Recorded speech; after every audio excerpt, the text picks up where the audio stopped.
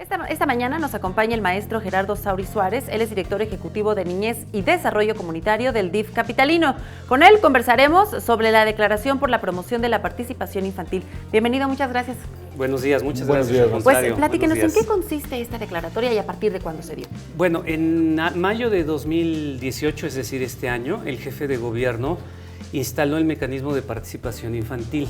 Participaron niños y niñas que habían sido seleccionados de un proceso de más o menos 1,115 niñas y niños de varios mecanismos, tanto de los delegacionales como de distintos organismos públicos y de organizaciones de sociedad civil. Niños de todas estas organizaciones tuvieron distintos procesos a lo largo de tanto el año pasado como de este año y seleccionaron a un grupo para que les representara en este mecanismo.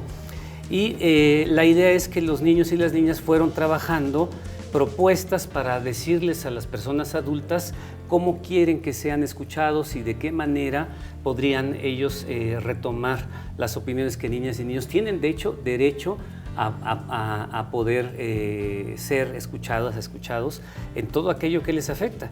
Y entonces el jefe de gobierno instala este mecanismo y la declaratoria que emitieron los niños y las niñas pues consta de algunos puntos importantes para que este derecho se pueda cumplir, y el jefe de gobierno entonces instruyó que esto se circulara en todas las dependencias del gobierno de la Ciudad de México, de manera que todas se vean obligadas a escuchar las voces de niñas y niños y de promover mecanismos de participación infantil. Maestro Gerardo Sauri, ¿en qué temas en particular o sobre qué temas en particular pueden o deben opinar los niños y los adolescentes? Pues es muy interesante porque la Convención sobre los Derechos del Niño dice en todo aquello que les afecta, y más bien la pregunta sería ¿qué no les afecta? Claro. Pues más bien es que pueden opinar de todo. Pueden hablar desde lo que les pasa en su casa, de lo que pasa en la escuela, en su comunidad, en el mundo. De hecho, niñas y niños son muy conscientes de las noticias, gracias a que están la mayor parte del tiempo también conectados a través de distintos medios de comunicación. No son indiferentes. A veces pensamos los adultos que porque están jugando, incluso a muy temprana edad, pues no escuchan, son conversaciones de adultos, ustedes no se metan. Y la verdad es que no, la verdad es que niñas y niños siempre están sensibles, siempre están percibiendo y siempre están descodificando aquello que pasa a su alrededor. Entonces, lo importante no es tanto el tema, sino la forma. A veces cuando se habla de participación infantil, a veces pensamos que tiene que ser todo a través de estructuras adultas, parlamentos, formatos acartonados, como bueno, ahorita que estamos nosotros, que así hablamos los adultos, no nos sentamos, deliberamos. El lenguaje de los niños es otro. El lenguaje de niños es lúdico completamente, y yo creo que ese ha sido el reto para el gobierno de la ciudad a través del sistema de protección de los derechos de niñas, niños y adolescentes, y en particular para el DIF, construir los métodos adecuados para que las voces de niños y niñas sean escuchadas. Y esto que parece sencillo, que suena muy fácil de decir, no es tan fácil cuando, por ejemplo, una de las obligaciones que tenemos es que no solo participen niños y niñas que tienen 10 en la escuela, que son muy talentosos, que salgan en la escolta, que marchen en la escolta. Que normalmente, bueno, en los esquemas anteriores eran los considerados los que a participar. Sí, claro, los que tienen, que se parecen más a las personas adultas que a las niñas y los niños. Aquí lo que tenemos que hacer es que incluso niñas y niños con distintas discapacidades, es decir, no solo niños y niñas en silla de ruedas o, por ejemplo, nosotros tenemos niños y niñas participando ciegos, tenemos niños y niñas sordos, tenemos niños y niñas con discapacidad intelectual, es decir, que no necesariamente tienen una estructura verbal como la que tienen los otros niños.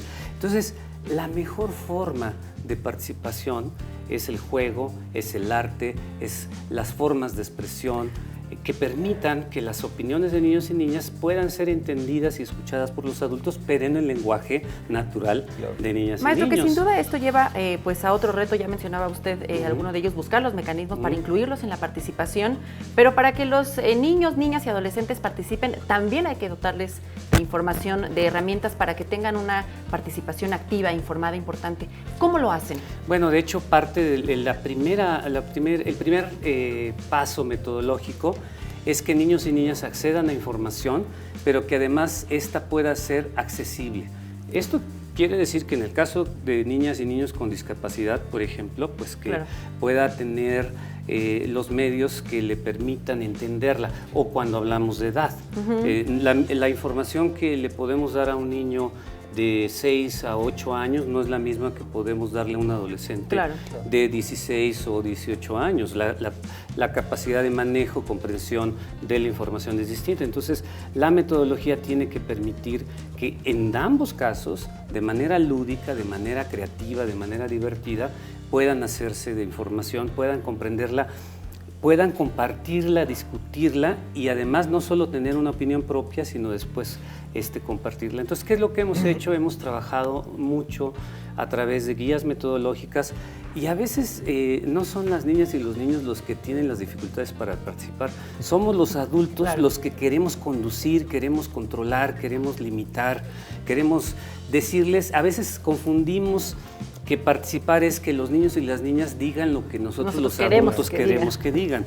Y no tenemos una cultura, de hecho tenemos poca cultura de escuchar a los demás, ¿no? Eso hasta en casa pasa, ¿no? Estamos viendo la tele, estamos viendo el celular, estamos poniendo poca atención. Y entonces eso va debilitando la calidad de la participación. Con niñas y con niños pasa exactamente lo mismo.